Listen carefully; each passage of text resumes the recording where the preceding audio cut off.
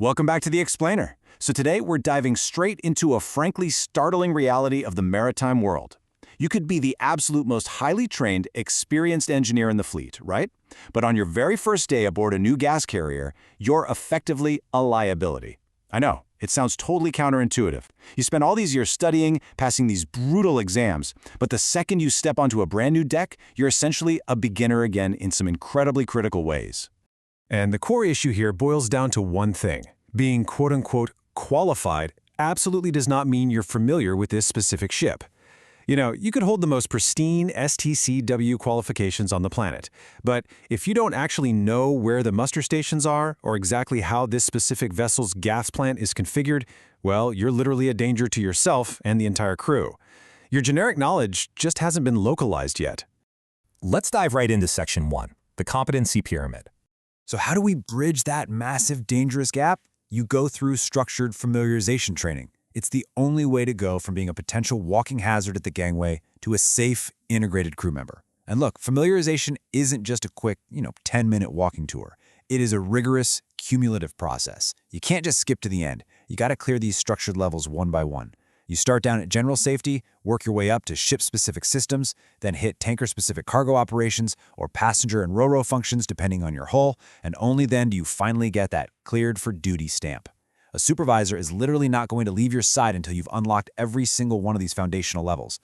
Right at the absolute baseline, we have Level 1, General Safety. This is 100% non-negotiable. Before anyone, and I mean anyone, can stand a watch, they have to know their muster stations, the life-saving appliances, the specific alarm signals, how to actually operate the watertight doors, and the man-overboard procedures. This is required on every single ship in the world, for every single person, absolutely no exceptions. Moving right along to Section 2, paper versus reality. This concept perfectly separates your theoretical classroom training from the physical heavy steel reality of the deck you're actually standing on. Think of it like there are two distinct tracks of a seafarer's competency.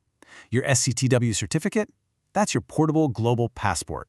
It proves your underlying skill, gets you hired anywhere. But familiarization, that's your immediate ship-specific local map. The certificate gets you the job, sure, but the familiarization is what actually gives you the legal permission to touch a cargo hose without someone breathing down your neck. Next up, Section 3, Level 1 versus Level 2 Competency Levels. So your STCW certification tier actually legally restricts the exact responsibilities you can take on when you board that new ship. Level 1 simply means you have support-level competencies. You can do the tasks, but you have to work under direct supervision.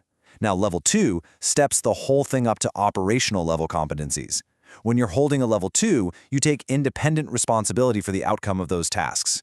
And let me tell you, the difference between just being supervised and being the person ultimately responsible is a massive, massive distinction in maritime regulations. You most never, ever mix these two up. Seriously. If you sign off on cargo watch duties acting like you have Level 2 independent responsibility, but you're only certified for Level 1, that is a massive regulatory breach. You're basically claiming legal authority over these highly complex operations that you just aren't documented to handle on your own. And if you're wondering who's actually out there enforcing this, look no further than Port State Control. These inspectors are actively hunting for this exact paperwork mismatch during their audits. In fact, on gas carriers specifically, this exact discrepancy is one of the single most common triggers for detaining a whole vessel and forcibly removing unqualified officers from duty. So yeah, it's a regulatory system with some serious teeth. Which brings us to Section 4, the ultimate competency check. Okay, let's test this mental model real quick. Picture this.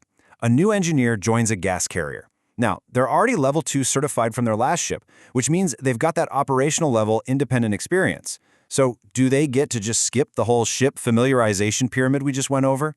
Take a second and think about it, especially keeping in mind that whole global passport versus local map idea we talked about earlier. The answer is a hard, resolute no. Why? Because being certified does not equal being familiarized. You always need both. Look, your shiny STW certificate totally proves you understand the underlying physics of gas plants and standard operational procedures, sure, but only ship-specific familiarization proves you know exactly where this specific ship's emergency shutdown valve actually is. And let's be real, in an actual emergency, knowing all the theory in the world isn't going to save you if you literally can't find the button. So now you can trace exactly how the STCW rulebook gets applied in the real world, the very second a crew member steps aboard. You need that global certificate just to get your foot in the door. But you absolutely have to clear those cumulative, localized familiarization steps from general safety straight through ship-specific systems and right on up to tanker cargo ops before you are finally verified and cleared for duty. That right there is the complete regulatory foundation that keeps these operations safe. Now, understanding all these rules is what keeps the crew legally compliant, and it makes sure everyone knows how to physically operate the ship safely. But we have to remember, the entire reason these incredibly strict familiarization rules even exist in the first place is to protect people from the highly volatile stuff sitting right there in the hold. Which leaves us with this final, kind of chilling thought.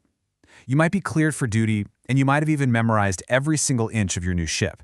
But are you actually prepared for the lethal chemistry swirling around inside those tanks?